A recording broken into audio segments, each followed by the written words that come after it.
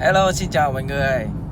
Hôm nay tôi có dịp đi công tác cùng chủ tịch. Rất vinh dự là được ngồi một cái xe gọi là mới nhất, sang trọng nhất. Xe này là xe BMW X5 đời 2019 và động cơ của nó là hình như là 3 lít. 3 lít đúng không anh? 3 lít. 3 lít chạy xăng. Chạy dầu. Dầu. Đấy, tôi sẽ cho các bạn xem đằng sau nhé. Tất cả hàng ghế ở trong nhá đều bọc da loại tốt nhất. Đấy, thấy không? Hơi tối tí. Đấy. Ghế có massage này, có nóng lạnh này, điều hòa gọi là điều hòa 2 chiều này. Đấy. Do ông sếp của tôi không thích cửa sổ trời nên là cửa sổ trời này không có. Các bạn đừng có nghĩ là không có nhá, tại vì không thích thôi nhá. Đấy, tôi sẽ cho các bạn xem một chút. Đấy, đây là cái gỗ ép này, do sếp đặt riêng này, theo màu ưa thích của sếp này. Gỗ này là loại quý đấy. Trên này là da này, thấy không phải nhựa như các loại bình thường BMW mà hai bên này ốp da hết. Thấy chưa? Con xe này có một cái nữa là GPS, có tự động lái, có đây là ông sếp không có cơ động đâu mà xe vẫn chạy thường ấy. Tự động lái. Ui, xe nó phải thế. Đấy.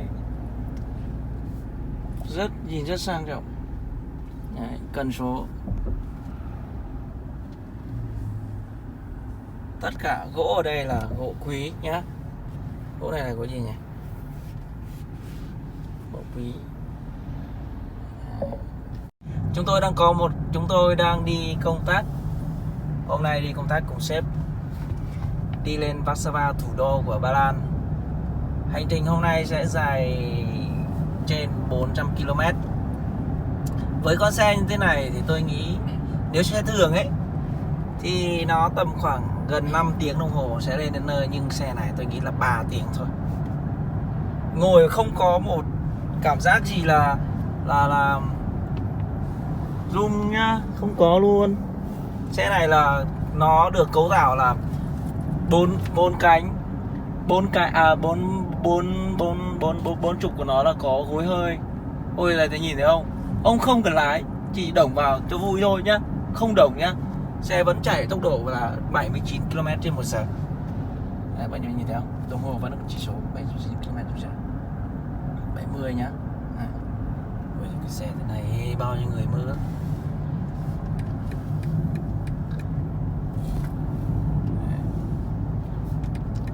Lát nữa tôi sẽ quay cảnh Warsaw cho các bạn xem. Đó gọi là thủ đô Warsaw, ai cũng mong muốn được đến để chơi nhá.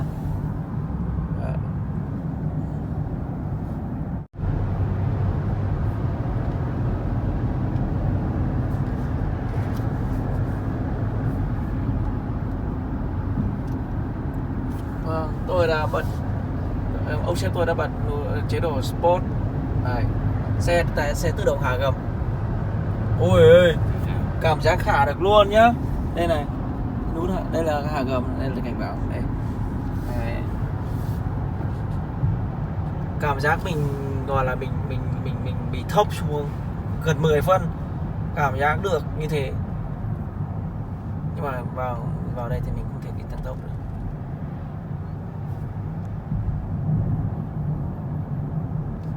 Các bạn có hiểu cái cảm giác là đấy, các bạn có hiểu cái cảm giác là như mình ngồi máy bay ấy. Khi lên, khi cất cánh và khi hạ cánh ấy thì trong cơ thể mình nó bị một cái gọi là cái bị sốc, người bị ép vào ghế, hoặc là bị ấy nó khó thở. Đấy, cái nào mà cái xe này mà nó tăng tốc lên nhá là người tôi bị ép vào. Đấy đang bị ép nhá các bạn nhá. Đấy mới tăng tốc lên mà nó đang bị ép. Đấy. Đấy, cái này khác gì là đi chơi cái tàu điện. Sửa cửa sổ vào, đang chạy số bình thường, bây giờ chuyển sang chạy số lên sao.